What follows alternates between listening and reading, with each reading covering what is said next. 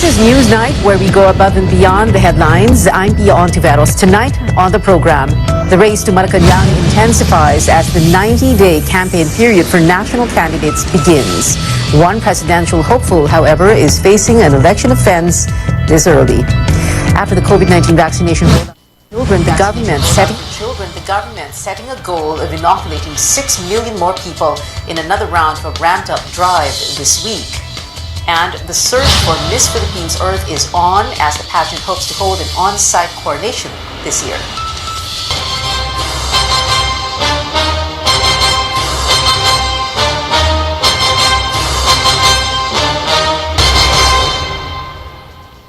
Candidates for national posts hold proclamation rallies across the country as the campaign season officially begins for the May elections. Some presidential hopefuls are here in Metro Manila, others in their hometowns, making the rounds to woo voters. CNN Philippines is closely monitoring developments on the ground, with our correspondents trailing the following. Labor leader Leody de Guzman in Quezon City and Senator Ping Lacson in Cavite. Former Senator Bongbong Marcos, meanwhile, in Bulacan, while Mayor Isko Moreno in Manila. We're also following Senator Manny Pacquiao in General Santos City and Vice President Leni Robredo in Camarines Sur. Let's head first to Naga City in Camarines Sur. Our senior correspondent Anjo Animario is there. Anjo, what is the first day of Robredo's campaign like? Well, Pia, Vice President Leni Robredo begins the toughest battle of her public service career with her fellow Bicolanos who vowed to deliver a solid vote to make her the first Bicolana president. And today, she sought the support of her kababayans and to join her in her journey. Robredo and running mate Senator Kiko Pangilinan opened their campaign at the Angat Buhay village in Lupi. In this town, hundreds of victims of past calamities found a new home through the help of Robredo's office. Robredo finds deeper meaning in this project. It reflects how good governance can make a difference. Dahil ito ang pinakahalimbawa na pag ang gobyerno tapat sa kanyang panunungkulan, pag ang gobyerno bumababa at pinapakiramdaman yung pangangailangan ng taong bayan, napapapunta sa tama ang pera na nasa kaban ng bayan. Pangilinan is proud of their tandem. It has helped those in the sidelines without corruption. Uunahin natin ang agrikultura at pangingisda. Dahil pag sinuportahan natin ang ating mga magsasaka at mangingisda, gaganda ang kanilang ani, gaganda ang kanilang huli. Pag gumanda ang ani at huli, dadami ang pagkain sa merkado. At pag marami na ang pagkain sa merkado, ang karne, ang gulay, ang bigas, mumura na, abot kaya na ang pagkain. The tandem comes with its Senate slate, former Ifugao Representative Teggy Bagilat, Human Rights Lawyer Chel Jokno, Senator Risa Ontiveros, Attorney Alex Lacson, Labor Leader Sari Matula, former Senator Sani Trillanes, Senator Laila de Lima, who sent her representative, and guest candidate Senator Richard Gordon. Bicol region, especially Camarines Sur province, has turned pink. Supporters from all walks of life show their love for Robredo, Pangilinan, and their Senate team. Dahil sa hindi corrupt at mahal naman niya ang Pilipinas, siya po yung nagpapakita ng may malasakit sa mga tao, at siya rin po yung nagbibigay ng inspirasyon sa aming mga kabataan para mas lalo namin ipakilala ang aming sarili, lalo-lalo yung mga kababaihan. To observe health protocols, Robredo uses the Speak Up to campaign and address supporters. She's joined by her daughters, Aika, Trisha, and Jillian. She also visited Tibmanan, Tigaon, and Iriga City before attending a mass at the Naga City Cathedral. You know what, Pia, the first day of the campaign for the Leni Kiko tandem was quite long. It's quite a packed day, but they said they are ready. They are made for this moment, for this journey, and Robredo will even try to break her own record and reach as many communities, as many people for her presidential run. And as you can see behind me, the proclamation rally is still ongoing. Senatoriables are beginning to deliver their individual messages. You have senatorial Attorney Chel Jokno, who spoke earlier, and now it's the turn of Senator Laila De Lima, who will be represented by Attorney Dino De Leon.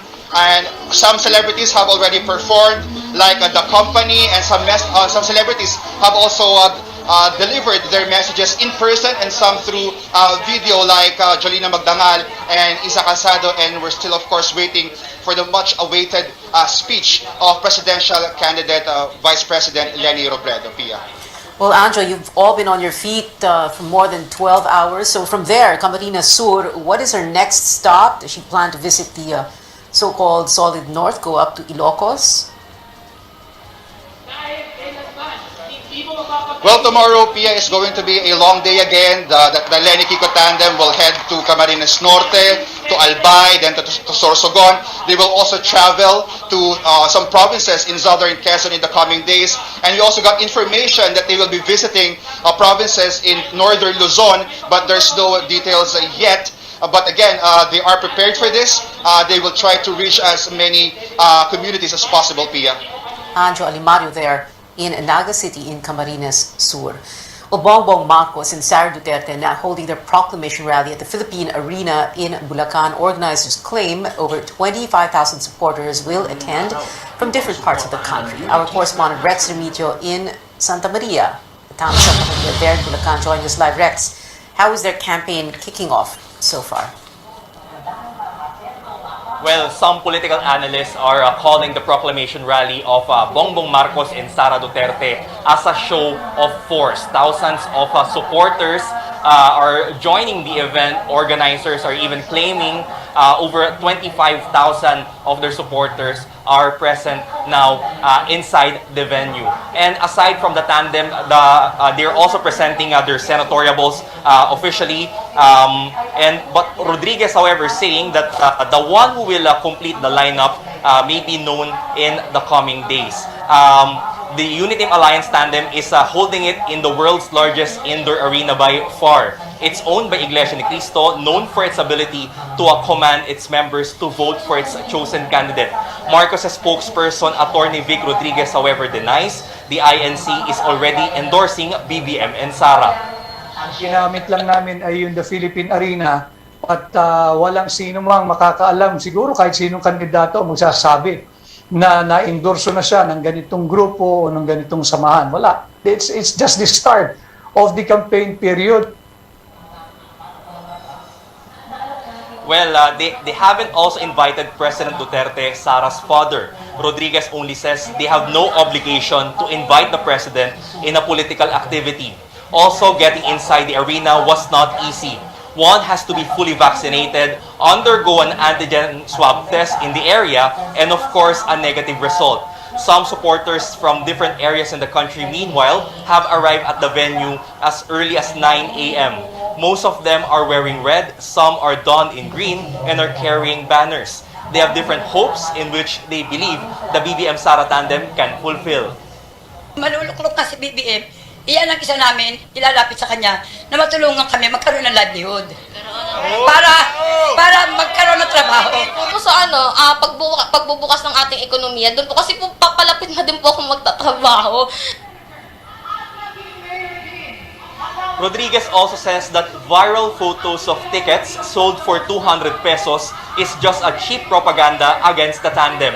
Now the event started at 4 p.m., hosted by actress Tony Gonzaga. At first, it really feels like a concert with all the vibe, lights, and sounds.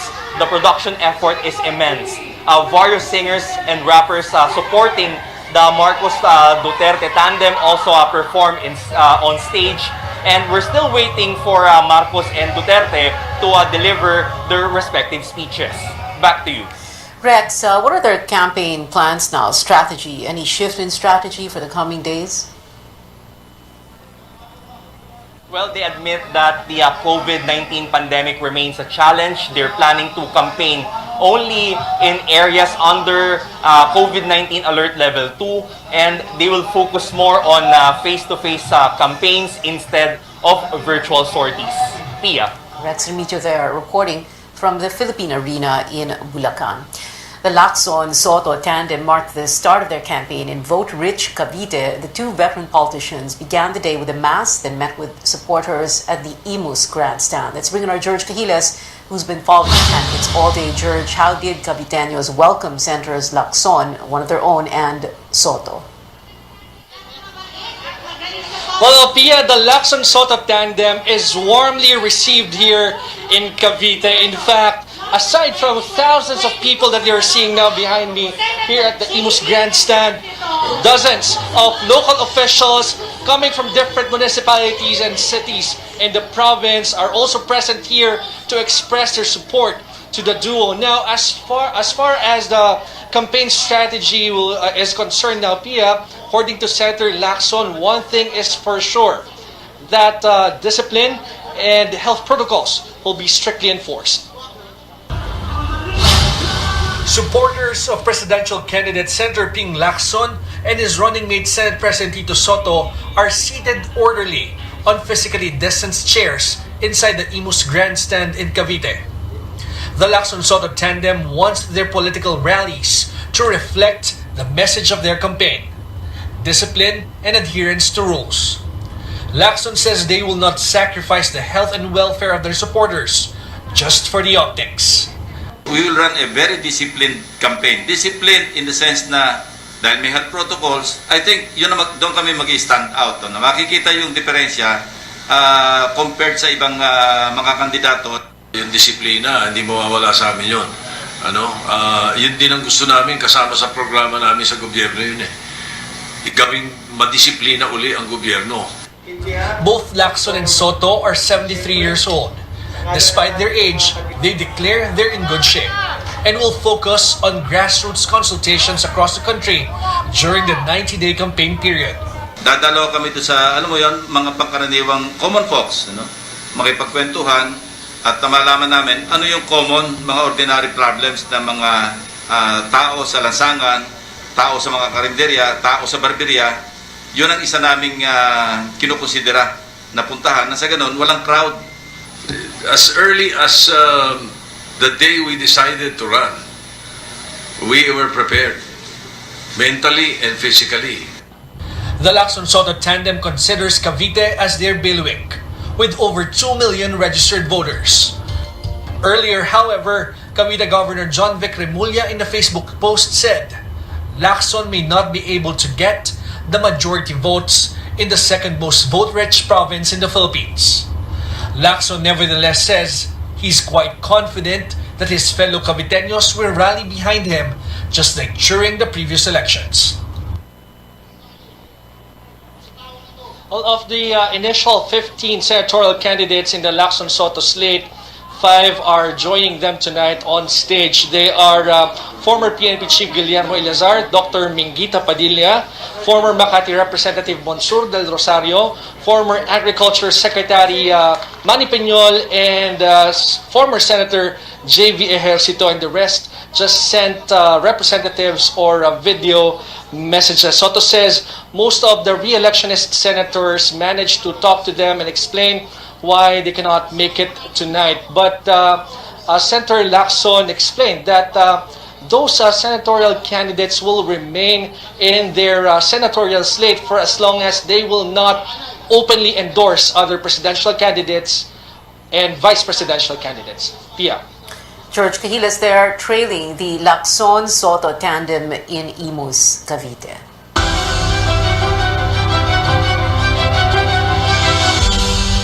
Over 13,000 children aged 5 to 11 have received their first dose of the COVID-19 vaccine. Government officials describe the initial rollout of the pediatric vaccination here in Metro Manila as very successful. So far, there was only one reported case of an adverse reaction, with a child in Parañaque City experiencing mild rashes. No other details made available, but officials insist it was manageable. The country hopes to inoculate at least 70% of the more than 15 million Filipino children within the age group. Nationwide rollout will start on February 14. Officials also hopeful local governments can take their cue on how to host kids' vaccinations, similar to how they've been done in the past 2 days. I suppose they have to be consistent. In other words, The innovation, the creativity, the very colorful come-ons, the goodies, the ice cream. Sana araw-araw, ganon. We have to vaccinate this younger generation because it will preserve the Filipino generation in our future. Kasi kung hindi natin sila alagaan, mahirap nakita natin they will be vulnerable. Education Secretary Leonor Briones says vaccinating elementary school children will pave the way for their physical return to schools and the holding of safer face-to-face classes. Tourism Secretary Berna Romulo Puyat, meanwhile, says families can now look forward to more fun trips and vacations since vaccinated kids can now tag along. The DOH says about 500,000 children have signed up for vaccination. Well, after the expansion of vaccination efforts for kids as young as 5, the government wants to immunize 6 million people in the third round of the mass vaccination program. Now, that is set for this Thursday and Friday, February 10 and 11. Vaccine czar Carlito Galvez says the government aims to administer primary doses to 4 million people and booster shots to 2 million others. The rollout will cover all persons aged 12 and above. Over 59 million Filipinos have been vaccinated against COVID-19. Still ahead, it is day one for the campaign of presidential candidate Leody de Guzman, who proceeded with his proclamation rally even without a permit. And the search for the next Miss Earth Philippines begins as the pageant or as applications open for the 2022 edition. More when we return.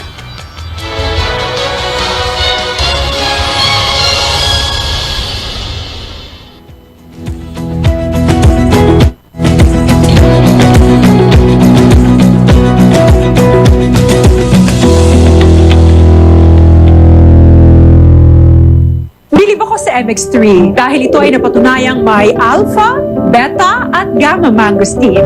MX3 capsule helps avoid pain discomfort para iwas sakit. Tested and proven na low sodium, cholesterol-free, at fat-free.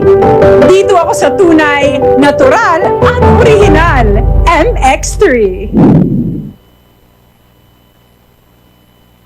Mahalagang paalala, ang MX3 capsule ay hindi gamot at hindi dapat gamiting panggamot sa anumang uri ng sakit.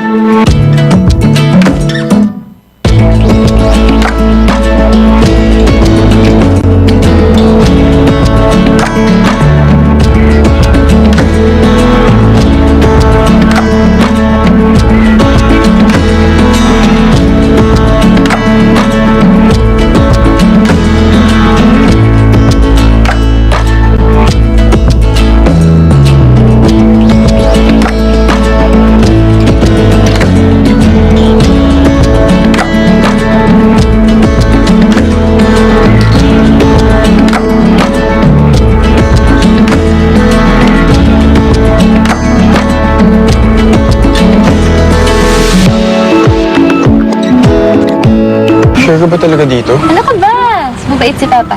Pa! Si Miggy po. Paano po, Mr. Florido? Please, call me sir. Aba, ang laki ng supermarket dito ah. Bili tayo ng drinks. Ako na po ang drinks. Sige na. Sige na, gutom na ako. Wala mo nga kami, Mike. Sold. Paano? Babiyahe pa tayo. Sir, atid ko na po kayo. Central Hub yan. Develop na tong part ng Tarlac ah. Sir, sagot ko na po ito. Tingin mo sa akin. Cheap? Sir, hindi po. Joke lang. Sir, pwede na po ako. Thanks. Next time ulit. Miggy. Max Fun! Woo!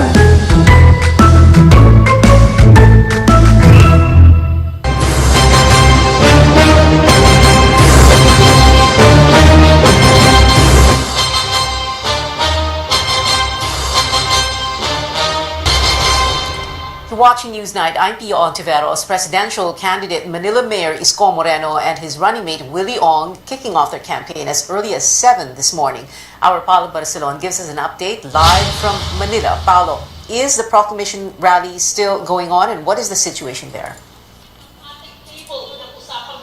Pia, good evening. The proclamation rally of Acción Democrático has just started a few minutes ago. That's because the motorcade of the Moreno Ong ticket ended late. It ended past 5 o'clock this afternoon. We just heard Acción Democrático Chairperson Ernest Ramel, who said that tonight is a welcome and a historic night for the party. If you recall, Pia, the last time Acción Democrático fielded a presidential and vice presidential bet was in 2004 when the tandem of the late former Senator Raul Roco and former Tarlac Congressman Hermie Aquino ran for the presidency and vice presidency. Now, Moreno Ong and their Senate bet Samira Guto, who's speaking right now, as well as Jopet Sison and Carl Balita, they had a very long day today. They attended mass early in the morning in Tondo, and they went on a motorcade joined by a throng of enthusiastic supporters, making the implementation of physical distancing a challenge.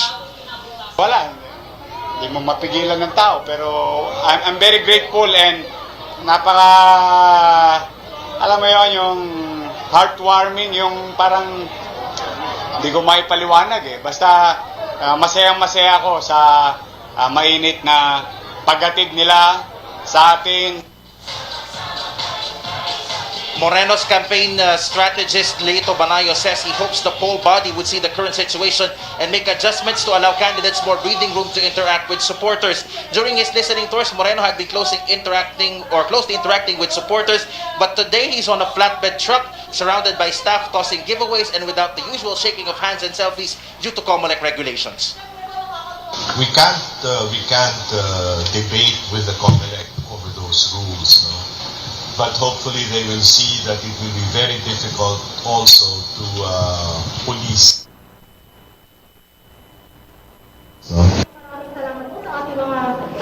Meanwhile, Pia, back here at the Kartilya ng Katipunan, Moreno is police or to ascertain strict conformity with these rules. No? Meanwhile, Pia, back here at the Kartilya ng Katipunan, Moreno is expected to deliver a speech in the next few minutes or so. Endorsements are also expected to Senate Speaker PJ Garcia and Taguig City Mayor Lino Cayetano, which Mr. Banayo says will have an active role in the Moreno Ong Tandem's campaign. Pia. Paulo Barcelon there reporting from Manila. We now head over to General Santos City in South Cotabato, where presidential candidate Senator Manny Pacquiao is starting his campaign. Cian Arcangel joins us for the latest. Cian, go ahead. Residents of General Santos City throw their all-out support for Senator Manny Pacquiao's presidential bid, like they did in his boxing fight. Around 25,000 supporters gathered at the stadium here to cheer the city's beloved son, who literally fought his way from poverty to become a billionaire politician. Supporters we've talked to say that same thing. Pacquiao deserves to become the next president because of his compassion for the poor. Many of Pacquiao's supporters have been here since noon, braving the heat to see him. Kasi marami siyang plano eh. Marami siyang magandang plano sa Pilipinas. Yun lang ang siguro ang makatulong sa mga mahirap. Yes po. Kasi aside sa syempre from Jansan siya, yung puso niya para sa masa, nandiyan po. Kasi nakikita naman namin kung ano yung mga sinasabi ni Senator o ni President Manny Pacquiao na para talaga sa mahihirap. Hindi kami naniniwala sa mga kasinungalingan dyan, sa mga sabi-sabi. Okay, 100% ang Jansan kay Manny Pacquiao suporta. Pauli country. Dapat sa iboto para sa mahirap, para sa masa, Manny Pacquiao, lahat tayo. Former broadcaster Manny Rafi Tulfo, who's among the top-ranked senatorial bets, is expected to personally attend Pacquiao's proclamation rally. Also present is former Eastern Samar Governor Lungardo Barbo. Senator Sherwin Gatchalian is actress Bianca Manalo. Pacquiao's running mate, Buhay Party List Representative Lito Atienza, will be giving a video message. Atienza needed to stay in Manila since he recently lost his balance. Other senatorial candidates will be giving video messages since Pacquiao shares them with other presidential bets.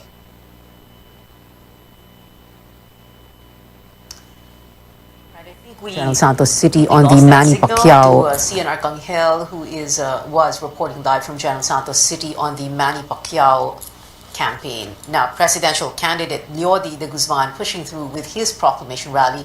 The Commission on Elections had said his event could be an election offense since a permit is required. Chrissy Di Matulak joins us live from Bantayog ng mga bayani in Quezon City for the latest. Chrissy?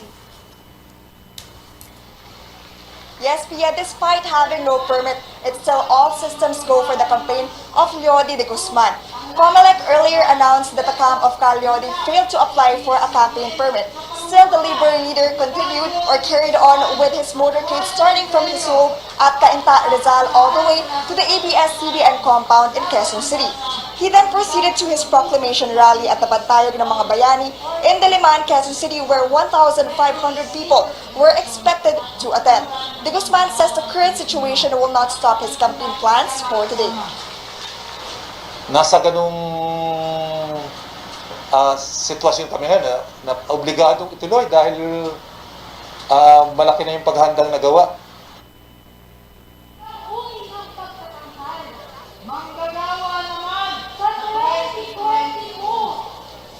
Pia de Guzman adds he does not want all resources and efforts meant for today to go to waste. Cal Leody ran for senator but lost in the 2019 elections. He now has set his sights on the presidency, which he says will give him a bigger platform for his advocacies, including ending contractualization and providing more opportunities for farmers and fisherfolk. Pia?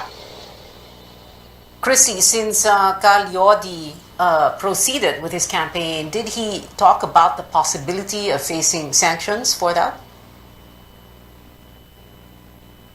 Yes, Pia. According to Cal Leody, his team or his camp has already allotted great effort for the campaign. According to the team, given the preparations, he says they have no other choice but to proceed. Under COMELEC rules, an election offense could result to fines, jail time, or even disqualification.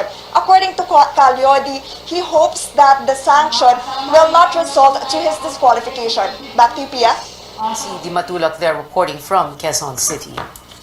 Now here's a look at the proclamation rallies of other presidential contenders. Democratic Party of the Philippines standard bearer Dr. June Montemayor is currently holding his event in Pasay City.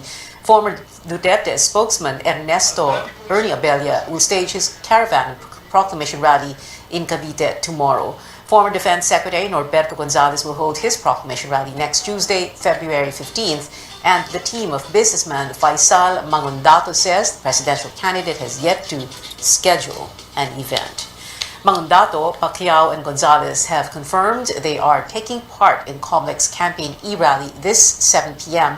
Some vice presidential and senatorial candidates are also expected to participate, as well as party lists and political parties in the 2022 race. Well, still on Newsnight, just 5 more days until alpine skier Asa Miller hits the slopes at the Beijing Winter Olympics. Take a closer look at his preparations.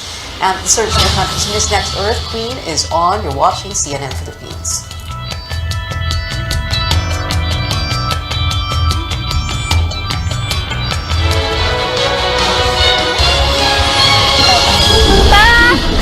Sige po. Mano po, Mr. Fardo? Please, call me sir. Aba, laki ng supermarket dito ah. Bili tayo ng drinks. Ako na po ang drinks. Sige na. Gutom na ako. Kuha na mga kami, Mike. So, paano? Babiyahe pa tayo. Sir, atid ko na po kayo. Central Hub yan. Develop na tong part ng Tarlac ah. Sir, sagot ko na po ito. Tingin mo sa akin. Cheap? Sir, hindi po. Joke lang. Sir, pwede na po ako. Thanks. Next time ulit. Miggy. Max fun! Woo!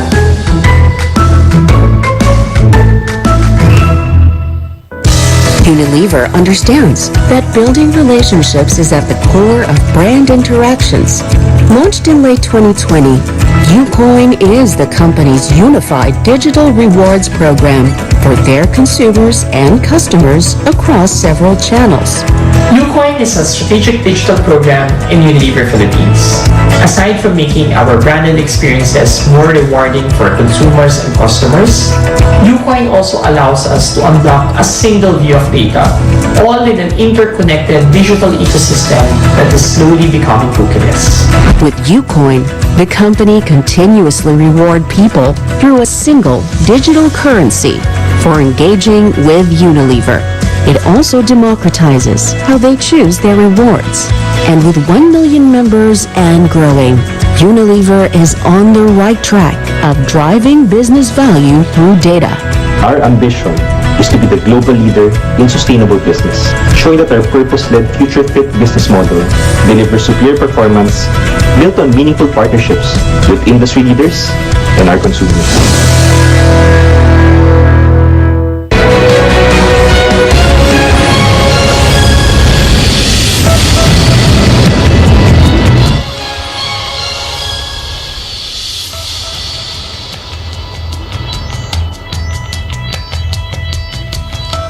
Welcome back. Only 5 days left until we see the country's only representative show off his skills at the Winter Olympics in Beijing.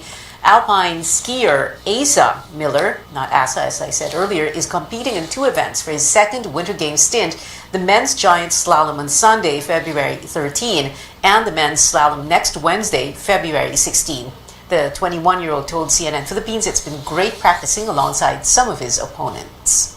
Back here at home, the search for Miss Philippines Earth officially begins. The pageant now accepting applications with the online screening set for March 1. It's also eyeing an on-site coronation this 2022 after 2 years of virtual events. Competition looks to promote the protection of animal life with the theme Me Loves Fauna for its 22nd edition. And that is it for tonight. Join me again on News.ph at 7 p.m. and for a Politics as Usual special at 8 tonight, not 8:30, 8 o'clock. I'm Pia Ontiveros for Newsnight, where we go above and beyond headlines. RPN, Radio Philippines Network, DXTV, Dipolo, Radio Ronda.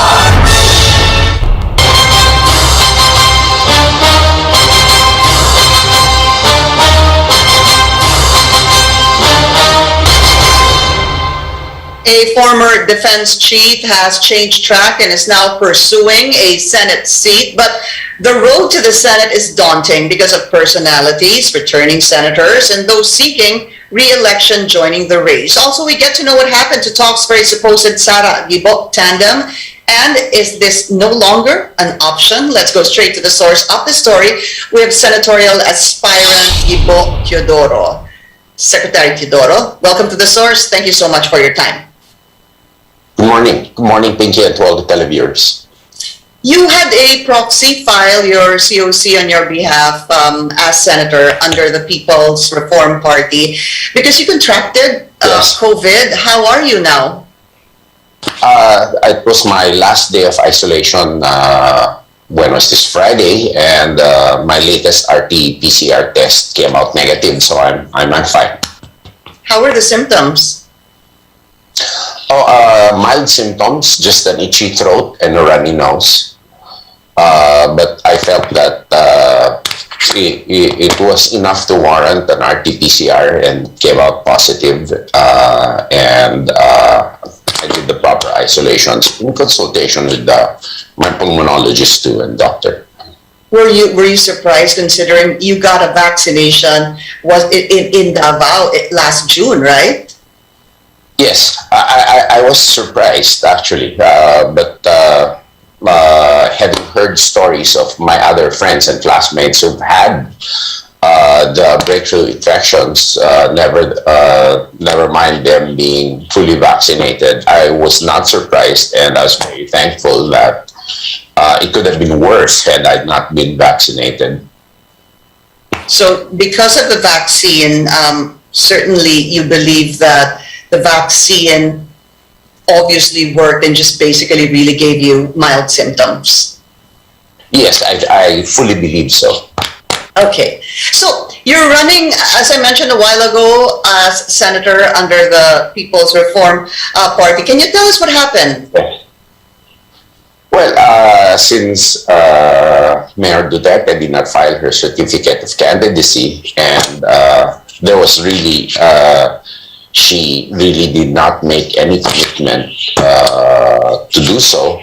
Upon consultation with close advisors, friends, most especially the public through the Gibo.ph website and Facebook page, running for senator was their advice, and heeding their advice that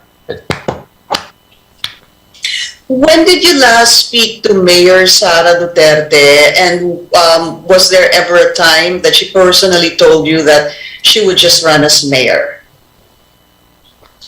No, there was no time that she personally told me that, and all the time that we talked, we're trying to shy away from the issue of elections. We talked about COVID recovery, economic opening, the complexities of running a major commercial area like Davao, and there was no talk about any elective position whatsoever, you know. So you just found out that she wasn't running as president, or that she would just run as mayor through the media and through the announcements made by the mayor on social media? Yeah, the several announcements, I believe, from the start, and from the first announcement when she said she wasn't interested, and the most telling statement is that she wanted to remain free and independent, a feeling which actually resonates with me too.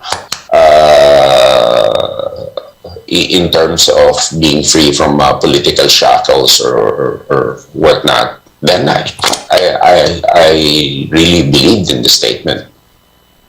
We understand, of course, that November 15 is still the end of the substitution process. Do you think, or are you hoping, that Mayor Sara Duterte Carpio will change her mind?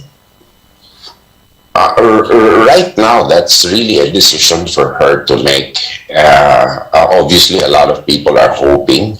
However, I have filed my COC for senator, and for me, I'm going to concentrate on that. Throughout my political career, I've been upholding a party,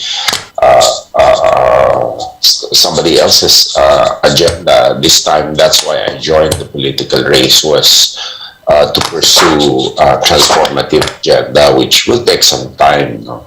And that's the reason why I went back to politics.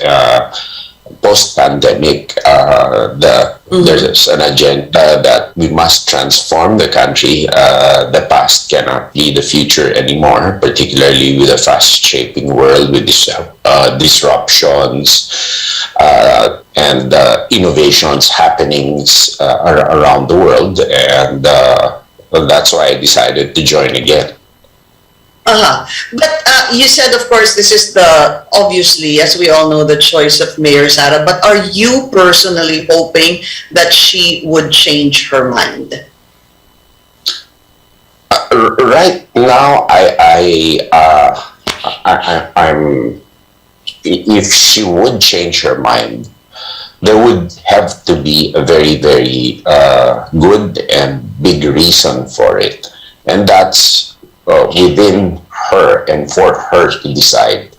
So my mindset now basically is on the senatorial campaign, which I have to concentrate on. I know that I'm running on the same race with very, very known and popular individuals, returnees, and so I have to think of my own situation first.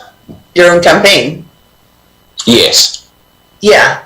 So does that mean certainly, absolutely, that you will no longer pursue the vice presidential race, that you will for sure run as senator? It would be very unlikely for me to shift at this time. it would have to take a major reason, positive reason, which would be beneficial for the agenda I'm pursuing to do so. But right now, there's no reason for me to shift. What would make you shift? I wouldn't know. I wouldn't know. It has to be really heavy and important and doable, you know. Let's say, hypothetically, sir, Mayor Sara Duterte Carpio runs and she asks you to be her vice president. Is that a heavy enough consideration for you to accept?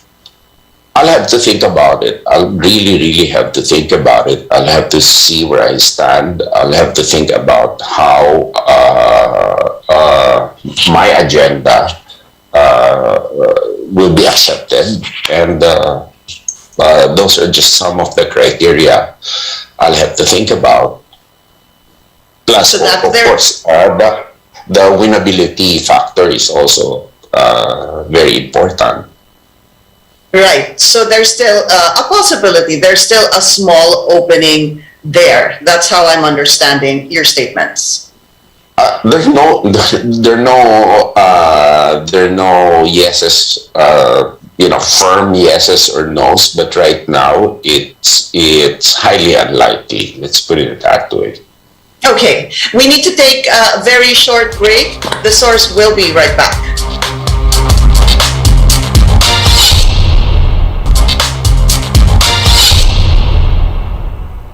You're watching The Source on CNN Philippines. I'm Pinky Webb. Our guest today, senatorial aspirant and former Defense Secretary Gibo Teodoro. Sir, so I understand, of course, your track of mind right now is obviously to pursue your senatorial bid, but I just want to ask, who are you inclined to support as president and vice president, given those who have filed their COC so far?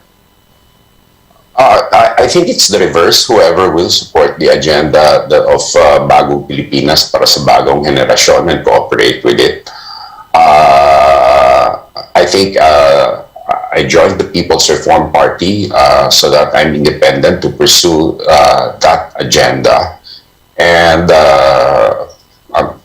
right now, I'm just concentrated on pursuing that agenda, building my base.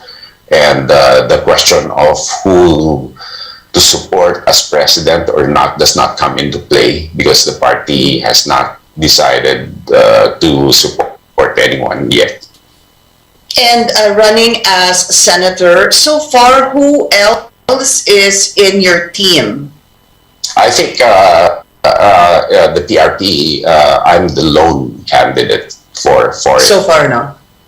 Yes. Yeah, because there's talk on presidential spokesperson Harry Roque.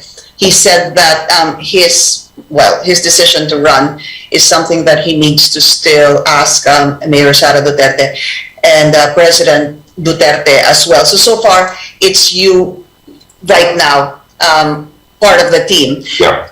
It's something that you mentioned. You mentioned a while ago, no, sir, that there's a lot of personalities. Even I said that a while ago. Even re-electionists, returning senators, popular personalities vying for the Senate seat. How difficult do you think this election will be for you? It's admittedly going to be difficult, given that I've been away from the political scene for quite some time. And you're going against popular names, and I know that really the personality counts for a lot in local politics, but hopefully this can be overcome by the networks and relationships I've developed throughout the years, particularly with local leaders and other politicians, and social media now has a very, very great impact, and hopefully that will level the playing field, so to speak, insofar as I'm concerned.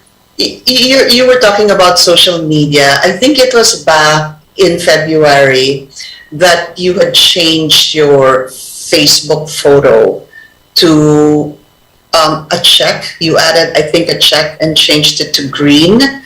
And it somehow sparked the return, a political comeback for Gibo Teodoro. What happened back in February? Well, I think that's when the final decision within the family, my wife and our son talked about it. We agreed that it would be a go, that I tried to make it back to public service, given that perhaps this is the best time that somebody who's had both government and private sector experience could be helpful to the country. And that's when the check mark was put in. But what pushed you? What made you say that 2022, I'm going to make a political comeback? No, actually, it was a long process, and it was a process of the pandemic too.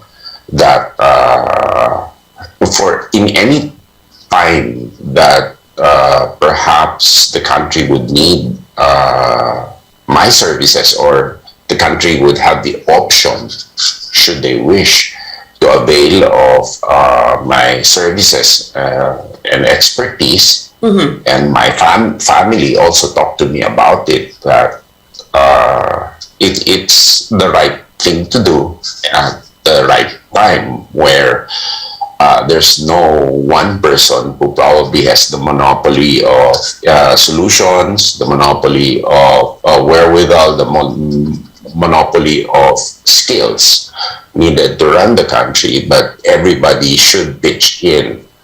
And my family told me that, I mean, it's your duty to the country that you do so. And that decision was come up and came from there. But there were a lot of people also who were asking that since even before the pandemic, bumalik ka na, why don't you give it another go? But there was no compelling reason at that time. But after the pandemic, I think this is as compelling a reason as possible, as you can have, rather.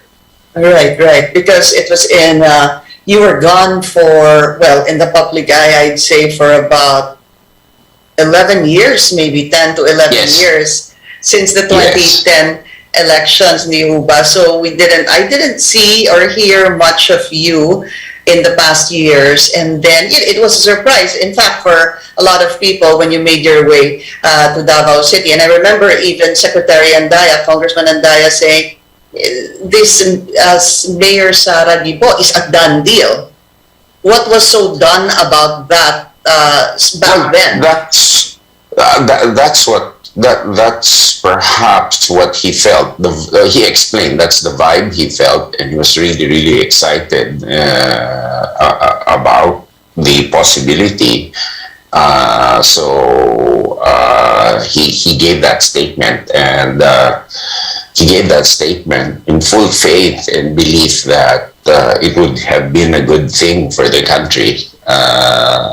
However, such was not to be. And so he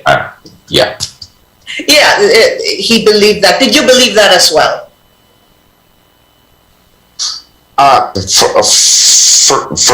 For me, I've always been, especially with my experience in 2010 and my experience in the private sector, I've always been a bit one step backward from being over exuberant about things. And okay, so you're more pragmatic. Actually, not even pragmatic. Yes, pragmatic in a sense, and conservatively so. Okay. I wanted to ask you, when your family was discussing this, and even friends, that maybe it's time to make a political comeback. what was foremost in your mind? When you say political comeback, did you think, well, I want to run as vice president, I want to run as president, or I want to run as senator? Was there an option A for you? What was option A? My experience in the private sector is that the majority of the experience in institutional private sector was as an independent director. Basically, as one who views you're part of the institution, but you're there to have a second look at things and view things on a macro perspective. And that's perhaps how a vice president can be really, really beneficial to an administration or to a president. And you can also give in positive inputs on an independent basis as you see things, and you can backstop.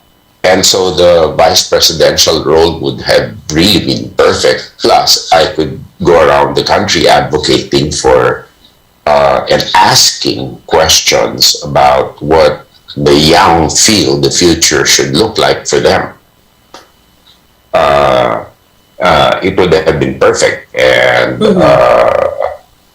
but such is not to be as of this day. And so I'll still continue the movement. That is a commitment, and try to work within the legislature to shape, to introduce more efficiencies into the government, and try to make things easier for private sector and for any citizen to deal with the government. So really, option A was to run as vice president, but because that didn't pan out, option B would have been to run for the Senate. I wanted to ask you before we go on a break, Sir Secretary, what happened? Why did you reject or did not accept President Duterte's offer? Weren't you offered twice as to become once again the Secretary of National Defense? Well, at that time, I just had taken on two new assignments in the private sector. Secondly, I was busy with my family and with my mother too. I was in government for how many years, and we didn't want at that time to have disruption once again in our own family. Given my mother's alone, and basically there was no need, a compelling need to do so. Like Secretary Lorenzana is doing a good job right now. I can't say I would have done better than him.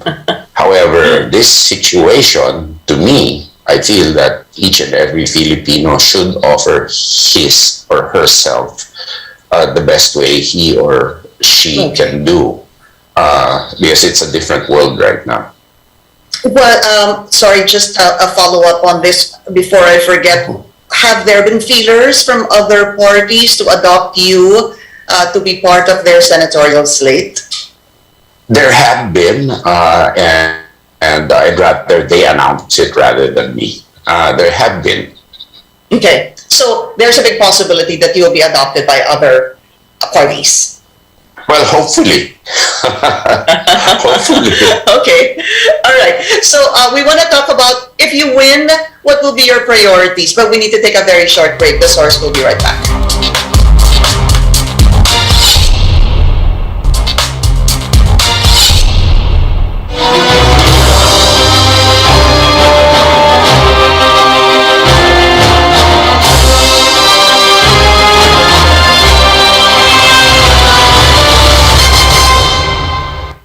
You're watching The Source on CNN Philippines. I'm Pinky Web, up close and personal now with senatorial aspirant Gibo Teodoro. Okay, sir, just want to quickly get first your thoughts on the hearing at the Senate. They are about to release a partial report on the well, the budget that has been used for the government's COVID-19 response. Have you been following it? And if so, what are your thoughts?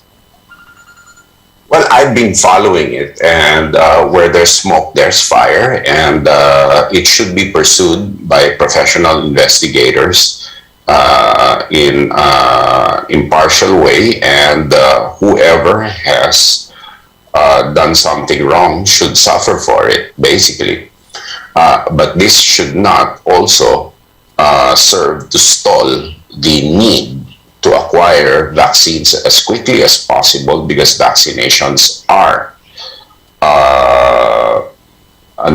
necessary and crucial in order for our economy to open. Secondly, it also opens eyes in what we need to do and the trust that the public needs to put in government for that.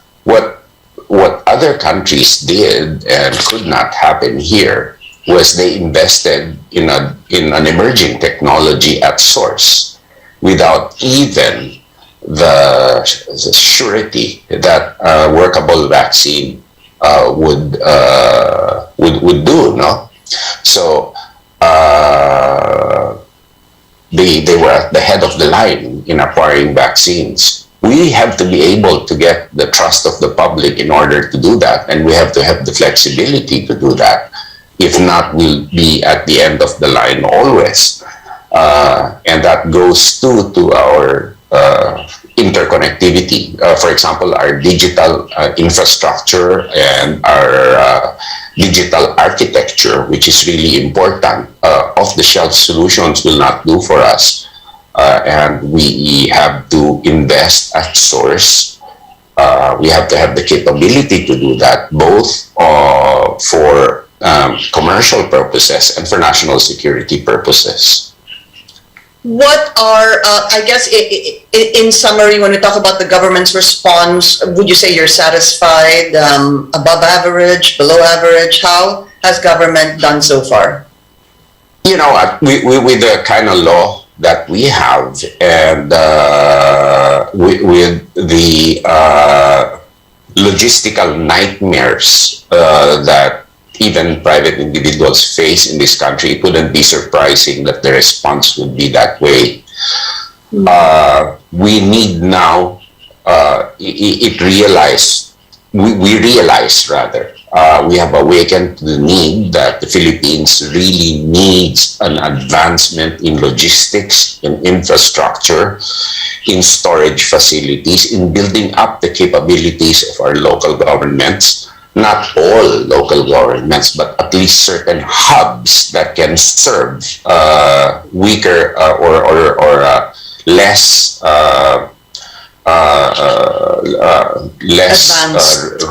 advanced local government units, less developed rather, local government units to serve as hubs. And that would ease our problem a lot. And we need a lot of investments in that. And that's one of the things that I would be pushing for more infrastructure, for interconnectivity, both digital and physical infrastructure.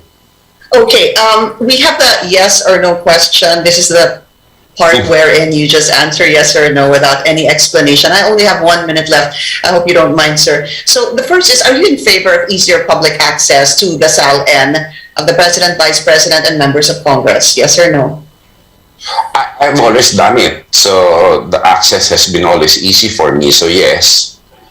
Do you support lifting foreign ownership limits in the Constitution? Yes, I do. Actually, yes, I do. Are you in favor of the reimposition of death penalty for drug-related crimes? No, not for the reason that, just no. Not because I oppose it, but because the judicial system probably might lack resources to guarantee a fair trial. Should a sitting president be allowed to run for vice president in the next election? Well, to me, ultimately, let's leave it to the people to decide. So, yes or whatever no? legal, yeah, people will decide anyway. Okay, are you in favor of resuming peace talks with communist rebels? No, actually no. That's already been done. And lastly, should the country be more aggressive in protecting its maritime interests in the West Philippine Sea?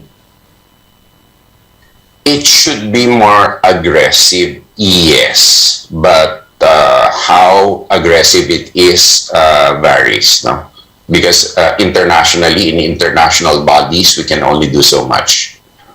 Unfortunately, as the president said, the UN itself is one of the most undemocratic organizations because of the veto power of the permanent members of the Security Council. All right, sir, we've run out of time, but I'd like to thank you for this opportunity to be able to speak to you, and of course, good luck to you. Good. Thank you so much, and thank you for the opportunity. Good morning, and have a great week ahead.